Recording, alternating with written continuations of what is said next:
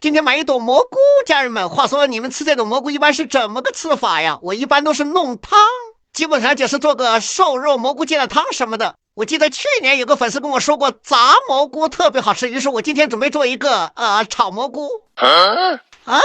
主要是那个炸蘑菇太费油了，下次再弄，今天先弄炒的吧。先把这个蘑菇焯一下水，然后捞起来放在一边备用。弄一点配菜，辣椒、芹菜、蒜苗、蒜头，再来2坨肉末。材料准备好之后，咱们就起锅烧油，油热了就倒入肉末。哎，我这个肉冰了好几天了，忘了拿出来化冻了，这有点脏锅呀。哎呦，不过不要慌，整个多柴火就行。好，哎 OK。给它来点豆瓣酱，来1坨、2坨，然后蒜末、尖椒，随便扒拉几下倒蘑菇。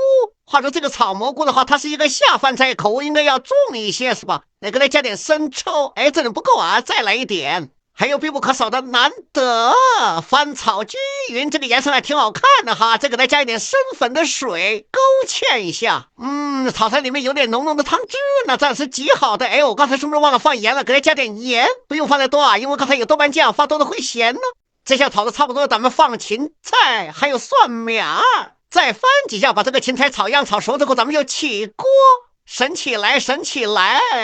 嘿，别说，你还真别说，这个菜炒出来颜色还挺高啊！好了，又到了我们的摄像师品尝环节。